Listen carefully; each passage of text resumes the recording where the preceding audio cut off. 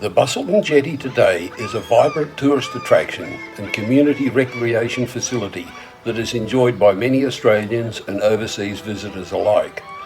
The jetty owes its very existence to the many thousands of people that have contributed to its existence and upkeep since its inception in 1865. In this short film, we've attempted to document the history of the many highs and lows of this iconic infrastructure.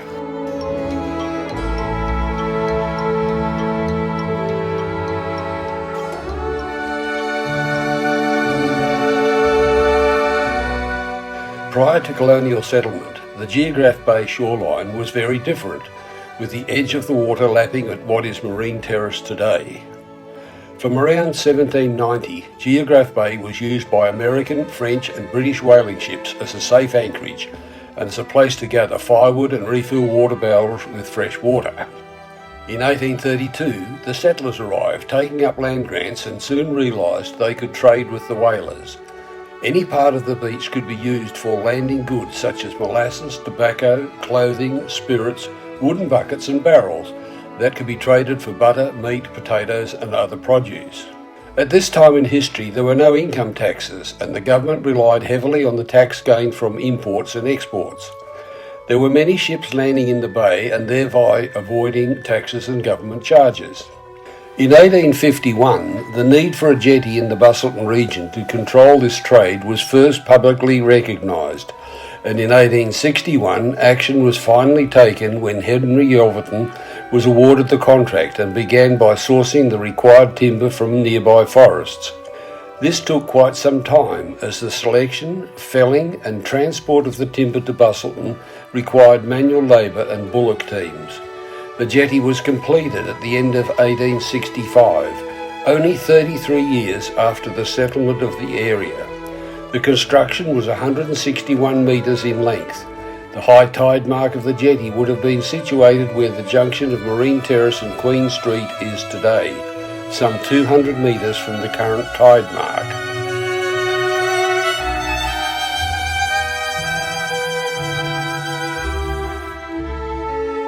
Initially, the tub, a barrel on a pole, served as a beacon up to 1870 when it was replaced with a 20-metre high Jarrah lighthouse.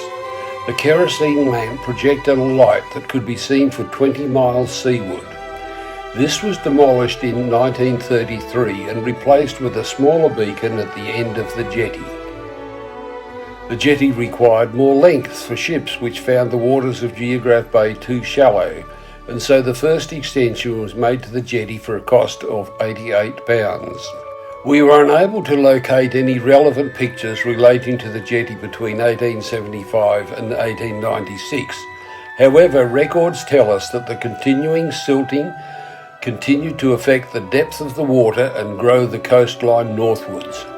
In addition, the ever-increasing size of the ships necessitated several increases in the length of the jetty until it was 860 metres long by 1890. During the early years of the jetty's existence, horses were used to pull the wagons of timber and other supplies along the jetty on wooden rails. Tourism began to increase in the late 1880s and the jetty was also used as a stopping point for many passenger ships with an official agreement requesting that they stop for at least 1.5 hours. Thus began Busselton's life as a tourist town. Hotel and other accommodation expanded and the bathing sheds and other beach facilities developed. On Monday, the 15th of November 1909, a large crowd gathered on the Busselton foreshore to witness the driving of the first pile for the commencement of the railway jetty, or otherwise known as the Skeleton Jetty. The Mayor of Busselton, my grandfather, George William Barnard Jr., called on the Minister for Works, Frank Wilson, to conduct the formalities. At the conclusion of the formalities, Mr. Wilson called on the Mayor's 8-year-old daughter Marjorie to pull the ribbon which released the monkey, which fell with tremendous force, driving the huge Jarrah pile well into the seabed. Marjorie was presented with a silver replica of that monkey. During the official launch, many of the children enjoyed paddling in the shallows. In 1911, a further 603 metres was added to the length of the jetty. Of this, the final 168 metres was constructed as a berthing head and widened to 12 metres. At the same time, the harbour was dredged, providing a water depth of 7.6 metres, enabling larger ships to dock. The railway jetty was completed during 1911, and as it was only designed to support the rail lines, it became known as the Skeleton Jetty. It ran from 166 metres east of the existing jetty and joining up with the jetty about 600 metres from the shore. The rail lines were laid and continued from the junction to the berthing head. This enabled steam trains to haul loads of timber, coal and produce out to the ships at the end of the jetty. To guard against fire, each steam train needed a man to walk behind with a bucket of water to douse any hot coals that fell on the timber jetty.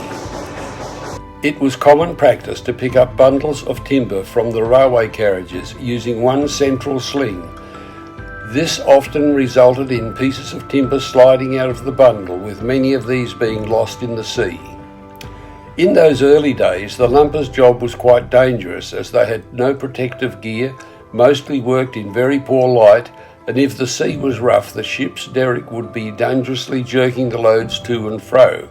However, the money was good and the timber industry enjoyed the steady growth over the next 40 years.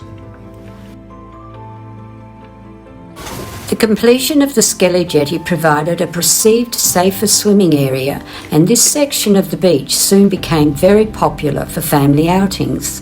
This promoted the construction of a wooden fence that was built between the two jetties and back along each to the shore, providing a safe swimming area for the public. It was secure against the intrusion of sharks and other sea monsters. The fence proved to be a great spot for the Smith brothers, who were professional fishermen, and the grand old man in the background was my great-grandfather, George William Barnard Sr. A photo of the swimming competition displays spectators in interesting dress for such an occasion. These events drew quite large crowds and many participants.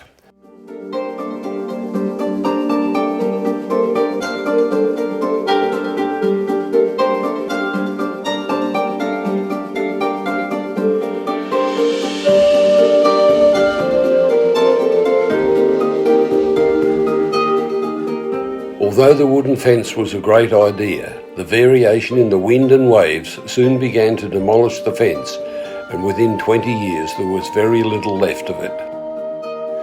Busselton was soon recognised as one of the leading holiday and health resorts in the state due to its picturesque beaches, proximity to amazing caves and temperate weather. The timber industry began to boom, and so did the tourism sector. To cater for the jetty's function as an attraction, social amenities were also added. A pavilion was constructed on the jetty and was used for band concerts and other activities.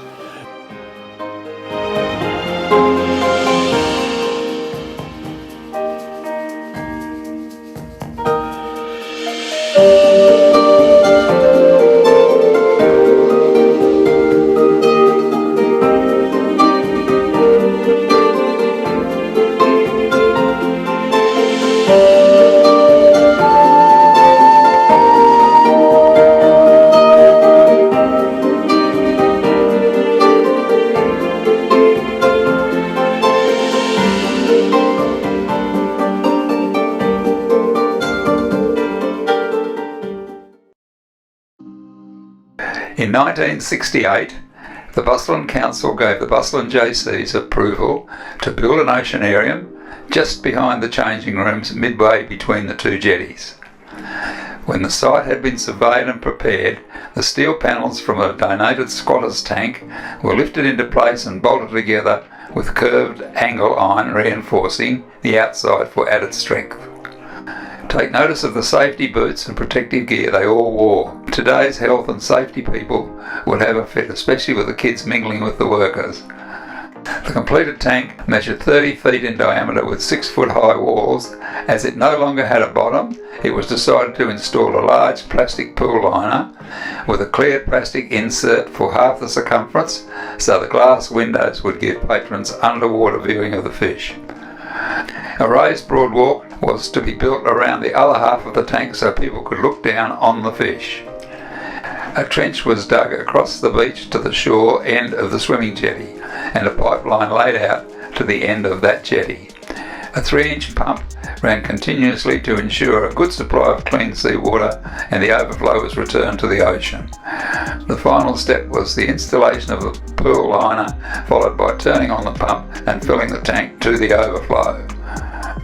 With the Oceanarium complete, regular fishing trips provided a good stock of local sharks, stingrays and small fish. The JC's Oceanarium raised tens of thousands of dollars for local charities over its lifetime, and it was the catalyst that spawned the current underwater observatory that exists today.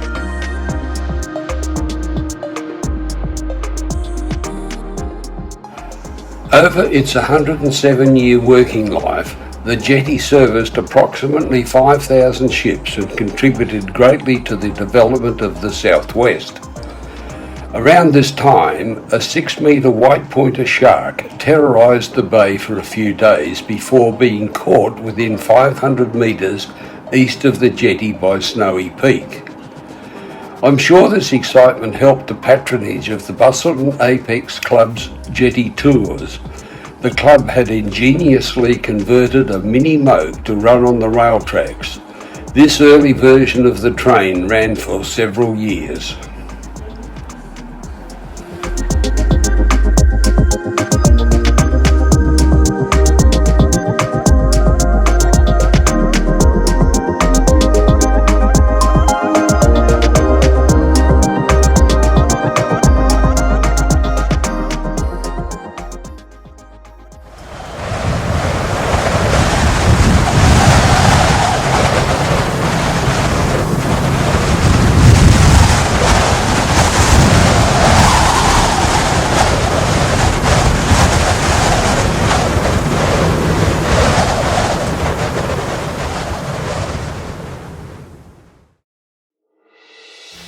The next morning we were shocked to see the damage that had been caused. In particular, several sections of the pedestrian jetty had been washed away. It transpired that when the jetty had been maintained, they had used shorter piles, and the large waves of Albury just picked the jetty sections up and washed them onto the beach and the skeleton jetty. As another major storm was predicted, there was an urgency to clean up the debris that had been washed against the skeleton jetty to prevent further damage. The Busselton JCs went out into the community seeking volunteers to assist in the clean-up. We were extremely pleased to have 600 people turn up out of a population of 3,800 people, complete with over 60 pieces of heavy machinery. As we were about to start, the Busselton Council decided we had no insurance, so we could not proceed. Luckily, one of our members represented South British Insurance and was able to get in touch with the senior underwriter at his home in Sydney. They donated the insurance and were able to carry on. The Busselton JCs organised 2 food vans to provide coffee and food over the 2-day clean-up, and a lot of fun was had by all who attended. Resulting from the overwhelming community support, the Save the Jetty Committee was formed, spurred on by the knowledge that the government and the local council were seriously considering demolishing the entire jetty. The committee operated from the office of Doug Wynne, who was his staff and contacts made a great contribution. He was a member of the WA Legislative Council in the Southwest. It took 8 years of petitioning and hard work to get the council and the government to allow us to take over the jetty and prevent its demolition. At this point, the council formed a committee and I was asked to be treasurer. I agreed, providing the committee would be allowed to operate as a private company without local government restrictions. As the council really didn't want to manage the jetty, they readily agreed to our proposal. This has continued to this day, and we're now one of the biggest and most successful businesses in the district. The government had allocated $500,000 to demolish the jetty, so they agreed to provide us with $500,000 and the committee were required to complete urgent restoration work costing $750,000. The Rural Industry Bank provided us with an interest-free loan of $250,000 to complete the necessary repairs. The loan was guaranteed by a number of local businesses. By running multiple events, we managed to repay the loan within 2 years. We were finally allowed to charge visitors an entrance fee of 10 cents, operating from a caravan. Over the years, with the addition of the train rides, underwater observatory and many other facilities, the Busselton Jetty Volunteer Management is now one of the biggest businesses in Busselton, turning over millions each year with about 50 full-time employees and a large contingent of volunteers. It should be noted that a percentage of the profits each year is paid into a 50-year maintenance fund, which is administered by the council, minimising future ratepayer liability.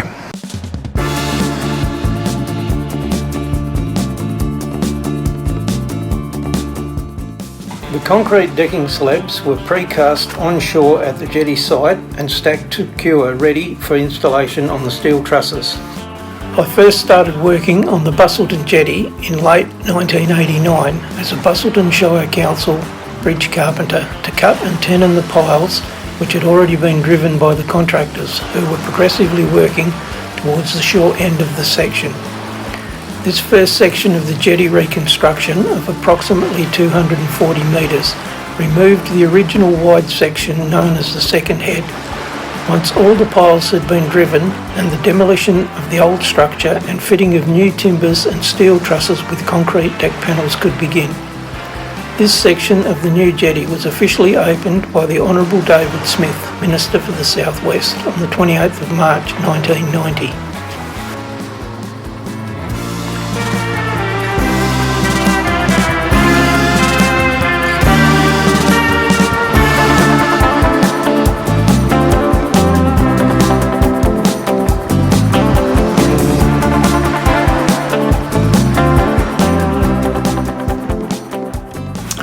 Another job was to repair the burnt section at 309. A fire had occurred in the mid-1980s before the Shire was handed the jetty maintenance from the Public Works Department. The first job was to remove the rail lines, but the only access to the north end of the job was along the curb about 200mm wide on the left side. I carried an e-bottle of oxygen along this timber to the other side, then asked for the acetylene bottle to be brought over. Reply from the two guys was, "If you want the bloody thing, you come and get it." After several scary trips back and forth, I was able to cut the two rails and had them dragged out of the way. We then manoeuvred a 15-metre jarrah pile into the damaged section and decked over this area. We then erected a tripod at either end of the smaller burnt section and constructed ourselves an old-fashioned flying fox. This enabled us to fit timbers salvaged from our Section 4 work. With new decking and handrail, the job was completed and safe access to the jetty end was achieved in May 1991. No, Kevin, the boat's too small for the Bobcat.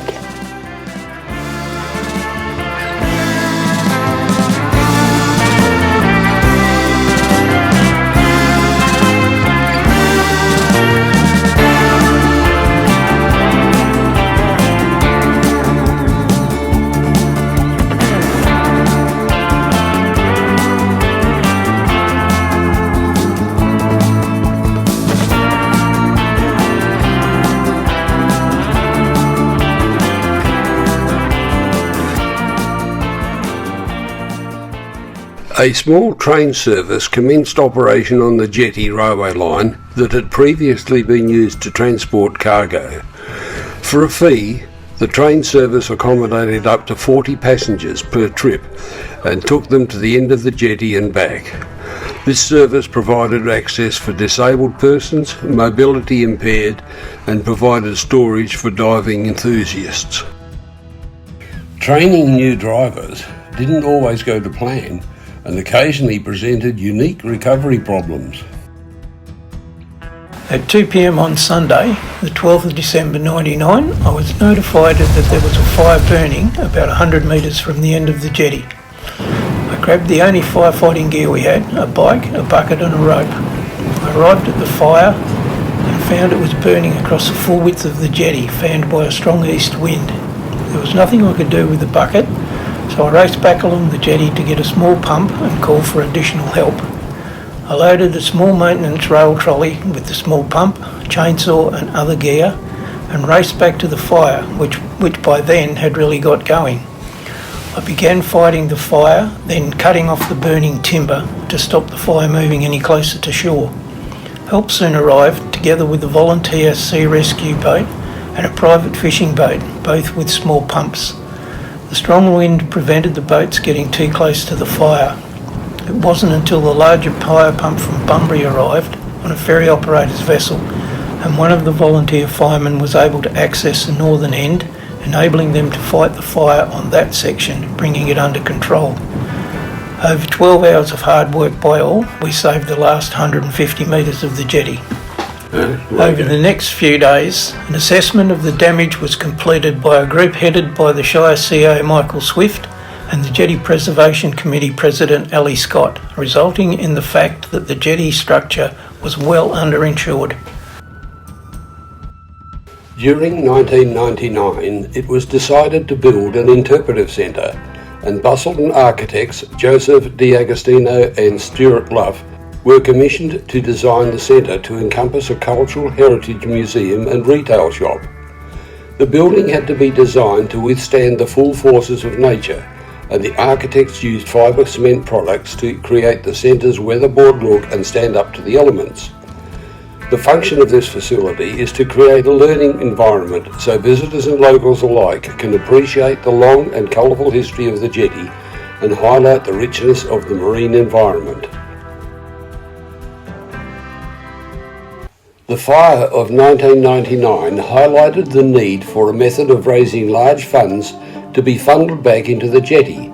The idea of an underwater observatory was warmed to, and a concrete and steel structure 13 metres deep and 8.5 metres wide was constructed in Jervis Bay.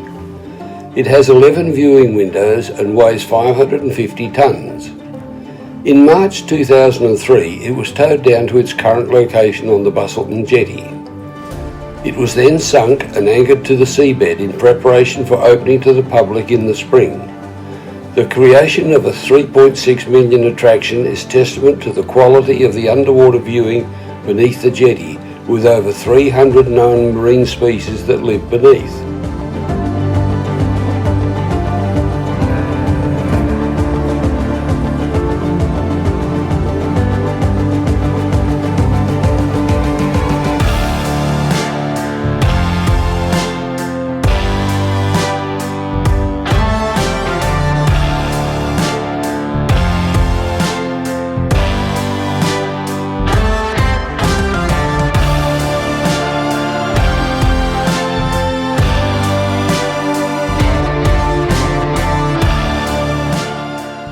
The underwater observatory opened to the public in December 2003, and over 60,000 people visited in the first 6 months.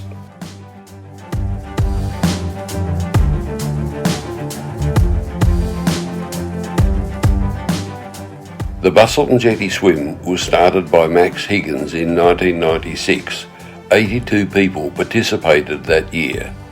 The full swim is 3.6 kilometres around the iconic Busselton Jetty, and at the time this documentary was produced, it now attracts over 5,000 participants.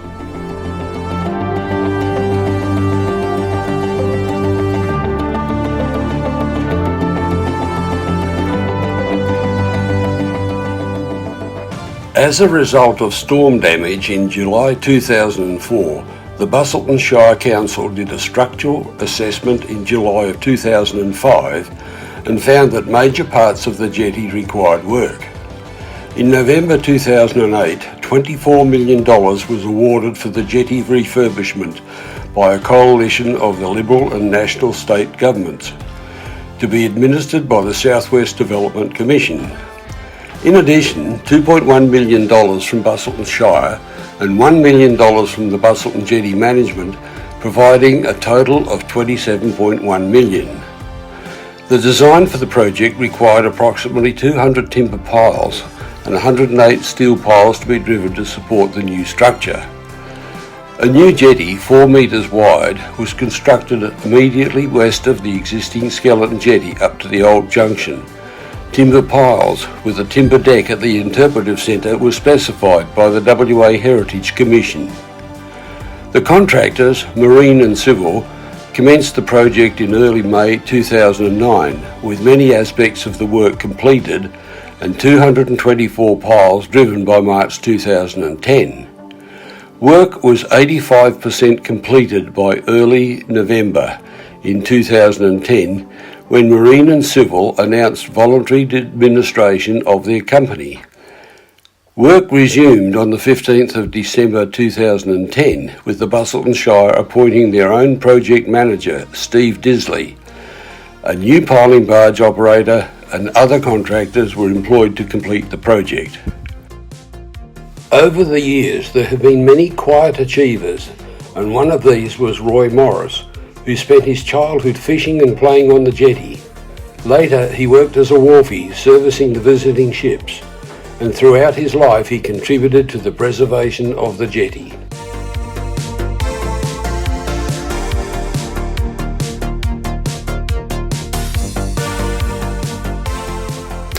The main jetty with access to the underwater observatory was opened by the then Premier Mr Colin Barnett on the 5th of February 2011. The jetty north of the observatory and other works were completed and handed over in June 2012. The celebrations for the jetty's 150th were held during 2015.